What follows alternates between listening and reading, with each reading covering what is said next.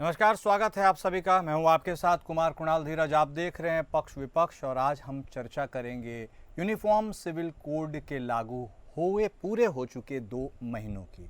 उत्तराखंड में uniform civil code यानी UCC के 2 महीने पूरे हो गए हैं लागू होने के। ऐसा करने वाला वह पहला राज्य भी बना था, लेकिन अब इसके कई प्रावधानों ने राज्य सरकार के समक्ष व्यवहारिक मुसीबत खड़ी कर दी है।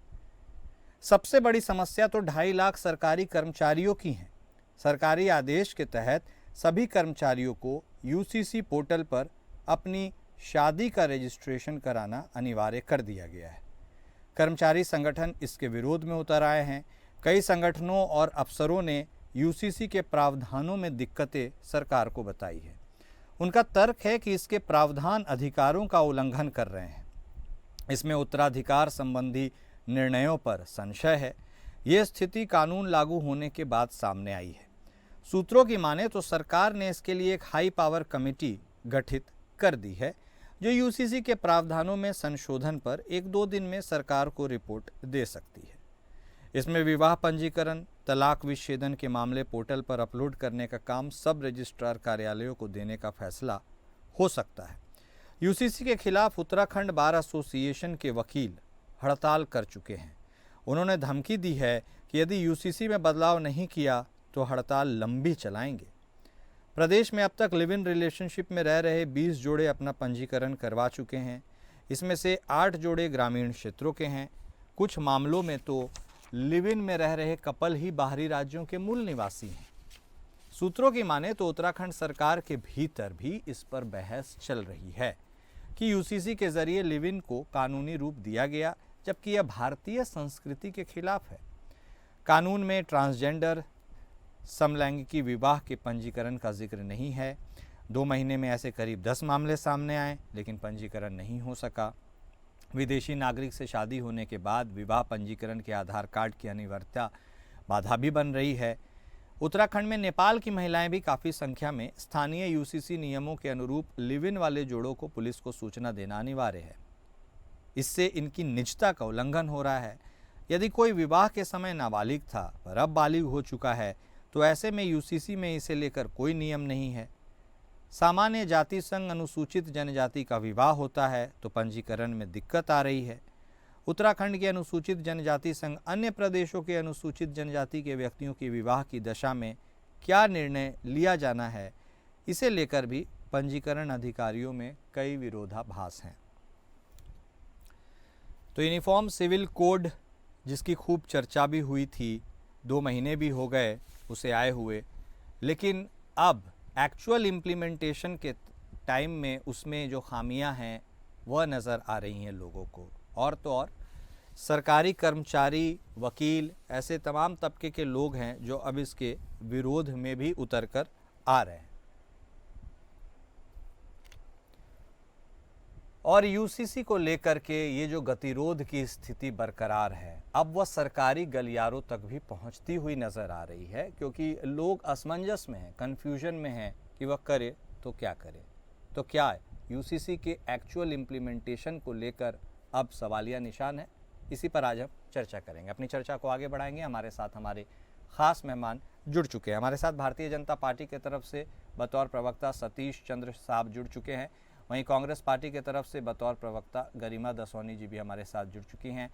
आप दोनों खास मेहमान का स्वागत है। सतीश साहब, शुरुआत आप ही से करते हैं। देखिए, यूसीसी को गौरव प्राप्त हुआ, ऐसा पहला राज्य बनने का, माफ़ कीजिएगा, उत्तराखंड को, जहां यूसीसी लागू हो गया है। यूसीसी को लेकर के तमाम चर्चाएं थी, लोगों के मन में असमंजस थी, लेकिन यह बात कही गई थी कि सब कुछ सामान्य तरीके से ठीक हो जाएगा, ये लोगों की बेहतरी के लिए, सबको एक मुख्य धारा में जोड़ने की कोशिश है, कवायद है। अब तो सरकार के कर्मचारी ही, वकील ही, वो लोग असमंजस ऊहापोह की स्थिति में हैं। रजिस्ट्रेशन को लेकर, मैरिज सर्टिफिकेट को लेकर, ये तमाम चीज़ें, ऐसे बहुत सारी चीज़ें हैं, इनको लेकर ऊहापोह की स्थिति है। हाई पावर कमेटी गठित करने की बात की गई है। मेरा मूल सवाल यह है कि ये विसंगतियाँ यदि आ सकती थी तो क्या पहले विशेषज्ञों ने इनके बारे में नहीं सोचा था, जो बाद में अब ये सारी चीज़ों को फिर से संभवतः रेक्टिफाई किया जाएगा या जो भी होगा उसके बारे में सोच रहे हैं? ये छूट गया क्या, ये चूक रही क्या? सतीश साहब। जी नहीं, देखिए बात असमंजस की तो बिल्कुल भी नहीं है। देखिए जो उत्तराखंड हमारा राज्य है, यूजीसी लागू करने वाला पूरे देश में पहला राज्य हमारा उत्तराखंड ही बना है। और देखिए ये बिल्कुल एक व्यवहारिक कानून है और इसमें कुछ परेशानियां अभी समय के अनुरूप अगर आई भी हैं, तो देखिए हमारी सरकार की मंशा और जो नीयत है वो बिल्कुल साफ है। अगर इसमें कुछ परेशानी आ रही है, व्यवहारिकता में अगर इसकी कुछ दिक्कतें आ रही हैं या कुछ है, तो उसके लिए देखिए हमारी सरकार ने अपनी मंशा जाहिर करी है, हाई लेवल कमेटी एक बनाई है, जैसा कि आपने रिपोर्ट में बताया ही है। और निश्चित तौर पे उसकी रिपोर्ट भी आप जो बता रहे हैं कि 2-1 दिन में आ जाएगी, तो निश्चित तौर पे 2-1 दिन के बाद अगर इसमें जो भी परेशानियां आई हैं, अगर उनको दूर करा जा रहा है हमारी सरकार के द्वारा, तो इसमें गलत क्या है। और रही बात जो ये बात है कि इसमें कुछ परेशानियां जो हमारे सरकारी कर्मचारी उन्हीं को आई है, तो मैं ये कहना चाहता हूँ, जब भी कोई नई चीज आती है, नई टेक्नोलॉजी आती है, तो विरोध और असमंजसता तो रहती है। आप ये देखिए, जब टाइपराइटर से हमारे देश में कंप्यूटर लाया गया, तो असमंजसता और विरोधाभास तो था ही, लेकिन धीरे धीरे उन चीजों को दूर करा गया। और जब जनता के सामने वो चीज आती है, तो उसके बाद जब एक समय अवधि के बाद उनकी जो दिक्कतें हैं, जो परेशानियां, वो दूर होती हैं। और रही बात अधिवक्ताओं की, देखिए अधिवक्ता हमारे देश के प्रबुद्ध जनों में शामिल है, हमारे देश के प्रथम राष्ट्रपति से लेकर प्रथम प्रधानमंत्री, और हमारे जो बापू हैं, जो जिनको हम महात्मा गांधी जी के नाम से जानते हैं, तो वो लोग भी अधिवक्ता ही रहे। तो अधिवक्ताओं के पेट में लात मारने की बात हमारी सरकार दूर दूर तक नहीं सोच रही है। लेकिन अगर उसमें कहीं पे भी, देखिए अधिवक्ता हमारे देश के प्रबुद्ध जन है, और मुझे लगता है कि अगर हमारी सरकार समाज के सभी वर्गों को समान रूप से एक कानून के दायरे में लेके आना चाह रही है, लेके आई है, तो मुझे नहीं लगता कि अधिवक्ता उससे अपने को अभिन्न या उससे भिन्न करेंगे। और अधिवक्ता तो हमारे देश के प्रबुद्ध जनों में है। सतीश चंद्र साहब, ठीक है, नहीं वो आप बात बोल रहे हैं, कोई भी नई चीज आती है तो उसमें विसंगतियां होती है, उन्हें वक्त के साथ सुधारा जाता है।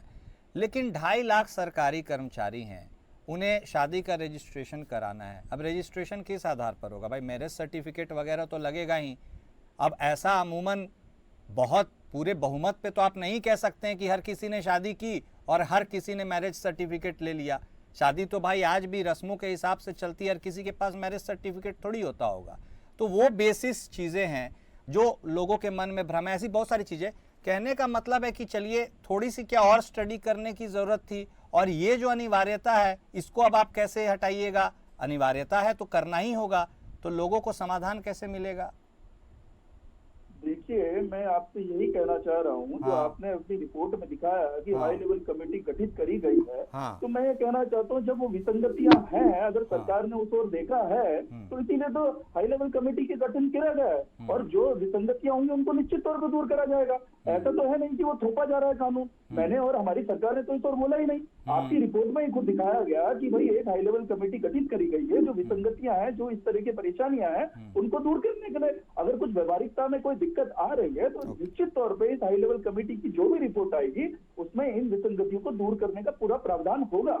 ठीक, गरिमा जी आप भी हमारे साथ जुड़ी हुई हैं। देखिए साफ तौर पर सतीश साहब कह रहे हैं कि कोई भी नई चीज़ आती है तो उनमें थोड़ी खामियां होती हैं और उन्हें दुरुस्त करने की कोशिश की जाती है। हालांकि यूसीसी को लेकर खामियों की लिस्ट थोड़ी लंबी है, असमंजस ज़्यादा है लोगों के मन में, लेकिन आपको लगता है कि ये सारी चीज़ें अब व्यवहारिक दृष्टिकोण से रेक्टिफाई कर ली जाएंगी और यूसीसी जो लागू किया गया है उसमें कोई फ्लॉज इफ़ एनी उन्हें हटा लिया जाएगा? मैं पूर्व वक्ता को कांग्रेस के शासनकाल में ले जाना चाहती हूँ। कांग्रेस की एक योजना मुझे बता दीजिए जिसमें कोई संशोधन हुआ? क्या मनरेगा में कोई संशोधन हुआ? क्या भोजन के अधिकार में, या right to information, right to education, इन सब में कोई चेंज हुआ? क्या आधार कार्ड जो हमने लॉन्च किया था इसमें कोई चेंज हुआ? तो कहीं ना कहीं आपको ये समझने की जरूरत है कि जब आप फुल प्रूफ प्लान बनाते हैं, जब आप चीजों को साउंड प्रूफ करते हैं, जब आप लूप होल्स नहीं छोड़ते, जब आप ड्रॉबैक्स नहीं छोड़ते, शॉर्ट कमिंग्स नहीं छोड़ते, और पूरा होमवर्क करके तब प्रैक्टिकलिटीज को आंक कर, जांच कर, तब किसी योजना को धरातल पर उतारते हैं, तो फिर उसमें इतने चेंजेस नहीं करने की जरूरत पड़ती है। भाजपा शासनकाल को ले लीजिए, मैं सिलसिलेवार बताना चाहती हूँ। नोटबंदी का क्या फायदा हुआ इस देश को लाइन में लगने के अलावा? जितने फायदे गिनाए गए थे हुए क्या नोटबंदी से? 3 कृषि कानून आप लाए, आपने खींच के चाट लिया, वापस ले लिया। क्यों? ऐसा क्यों करना पड़ा आपको? क्योंकि आपका प्लान फुल प्रूफ नहीं था। जो स्टेक होल्डर्स थे, जो सबसे ज्यादा जो प्रभावित होने वाले थे आपके 3 कृषि कानूनों से, उनको आपने भरोसे में नहीं लिया, कॉन्फिडेंस में नहीं लिया। आप अभी तक जीएसटी, जो मेरे गणमान्य पैनलिस्ट बैठे हैं, मेरा उनसे निवेदन है, इस डिबेट के बाद गूगल करिएगा, जीएसटी में सैकड़ों नहीं भाई साहब, हजारों संशोधन हो गए हैं आज तक। तो यानी कि जीएसटी लाने वाले को भी और जीएसटी जिन पर लागू हुआ उनको भी, किसी को ये पता ही नहीं चला कि जीएसटी आखिर है किस चीज। मतलब गरिमा जी, आप कहना चाह रही हैं कि विदाउट प्रॉपर होमवर्क और विदाउट प्रॉपर अंडरस्टैंडिंग, हड़बड़ाहट में ये सारी चीजें आ जाती हैं। एक सेकंड, हाँ, यूसीसी में तो मैं बड़ी चीज कहना चाहती हूँ। हाँ। यूसीसी की तो मांग ही नहीं थी उत्तराखंड में। उत्तराखंड में तो यहाँ सशक्त भू कानून मांग रहे थे, मूल निवास मांग रहे थे, लोकायुक्त मांग रहे थे, पूर्णकालिक राजधानी मांग रहे थे। यूसीसी किसी ने नहीं मांगा, आपने जबरन थोप दिया क्योंकि आपको इतिहास पुरुष बनना है अपने आका की तरह। लेकिन जब इतिहास पुरुष बनने की इतनी होड़ है तो आपने साल दर साल पहले तो यूसीसी को लटकाया, उसके कार्य अवधि को आप बढ़ाते चले गए। आज आएगा, कल आएगा, परसों आएगा, राज्य स्थापना दिवस के दिन आएगा, लेकिन आते आते आपने यूसीसी को बहुत देर में आप लाए। लेकिन सवाल बड़ा ये उठता है, एक तरफ आप लव जिहाद को रोक लगाओगे, अपने सारे तथाकथित हिंदू संगठन, बजरंग दल, हिंदू वाहिनी, दुर्गा वाहिनी, सब जमीन पर उतर जाते हैं वैलेंटाइन डे के दिन, मॉरल पुलिसिंग करने लगते हैं, लड़के लड़कियों को मारने लगते हैं। ये देश या ये प्रदेश प्रेम से नहीं खत्म होगा, ये नफरत से खत्म होगा।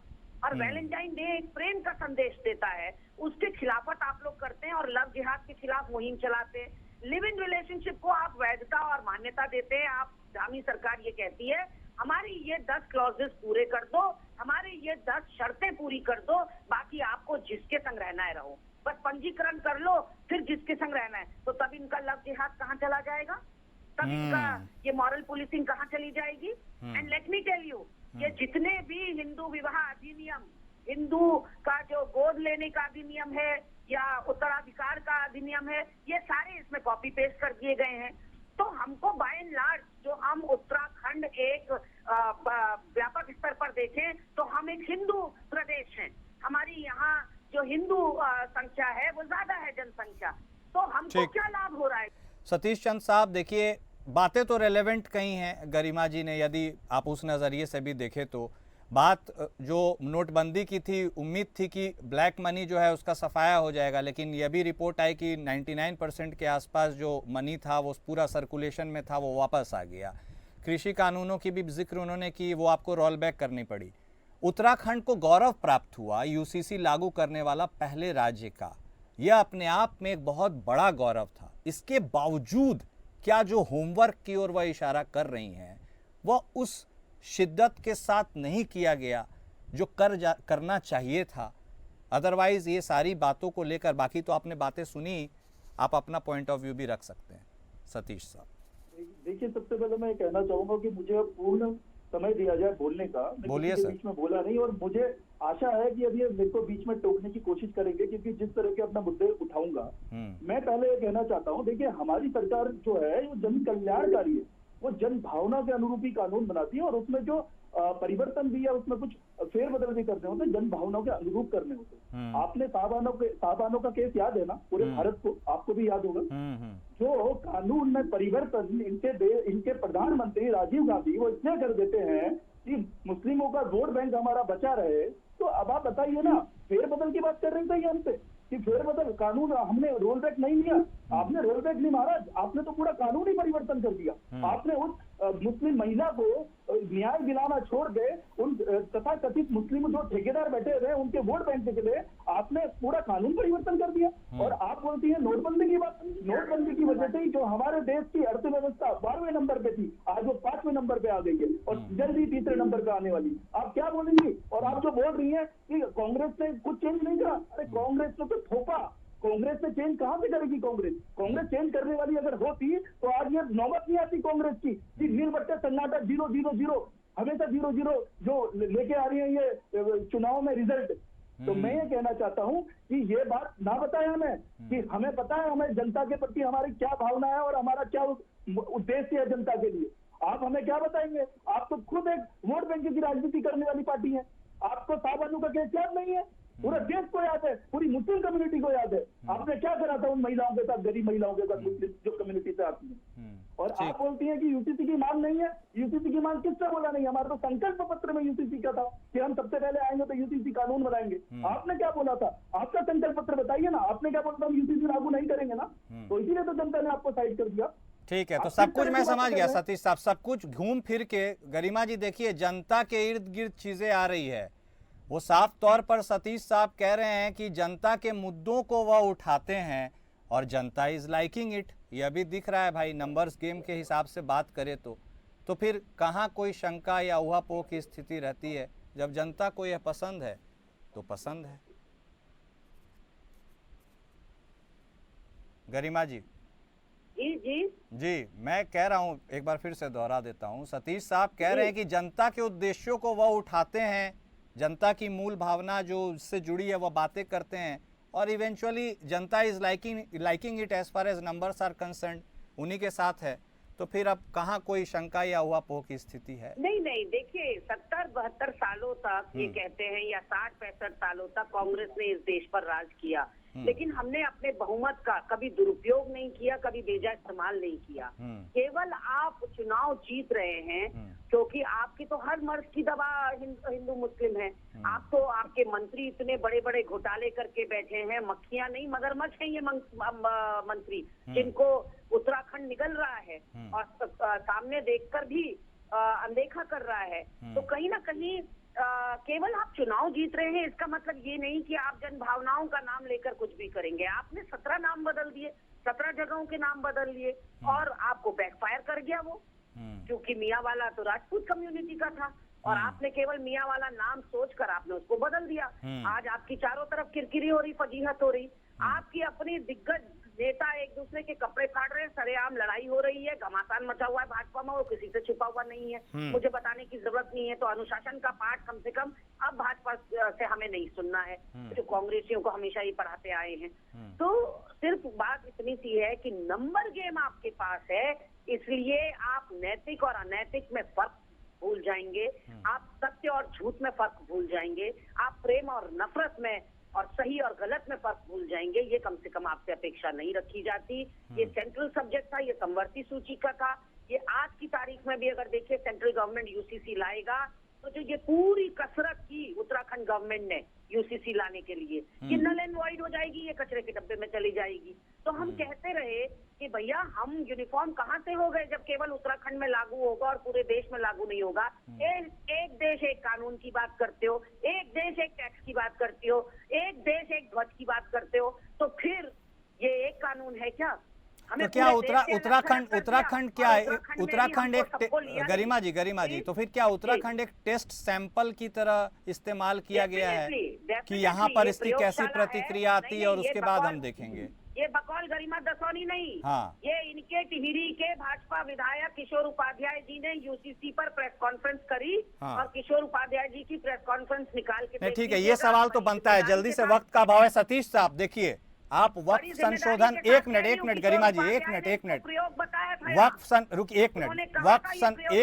मैं बात रख रहा हूँ, एक मिनट मैडम एक मिनट। सतीश चंद्र जी देखिए, आप वक्फ संशोधन विधेयक लाना चाहते हैं, सेंटर से आप लाते हैं, कोई दिक्कत नहीं है।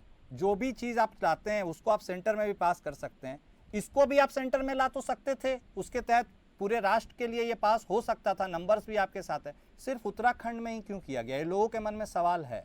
और आगे क्या?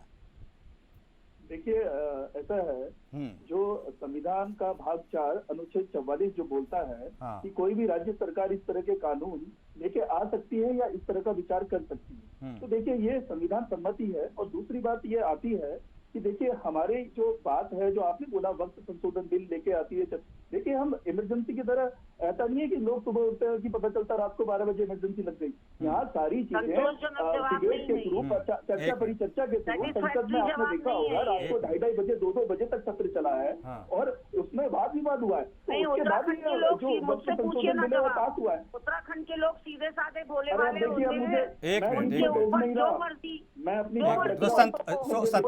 सतीश जी सेंटर में भी आप पार्टी में पूरे सबसे इंडिया बेटी में भी रही तो है। लाने के विचार में है ना निश्चित यूसीसी। निश्चित तौर पे हाँ। निश्चित तौर पे। और मैं तो ये कहना चाहूंगा, यहाँ पे कांग्रेस की सम्मानित प्रवक्ता बैठी है, बड़ी बड़ी बड़ी दीदी बैठी हुई है, मैं हाँ। उनसे ये कहूंगा कि जहाँ भी इनकी कांग्रेस की एक आध सरकारें हैं वहाँ भी इसको लागू करने के लिए बोले तो उनकी कुर्सी बची रहेगी, दोबारा रिपीट होने के चांस रहेंगे वहाँ पे। हाँ जो तुमने अपने भाजपा ठीक है। शासित राज्यों में लागू कर दिया, जो हमें नसीहत ठीक दे रहे है। हो। हमने तो रिपीट करने जा रहे हैं। चलिए, हम ठीक है। बोल रहे हैं। ठीक है, आने बहुत वाले शुक्रिया समय में आप दोनों खास मेहमान का हमारे साथ जुड़ने के लिए, इस चर्चा में शामिल होने के लिए।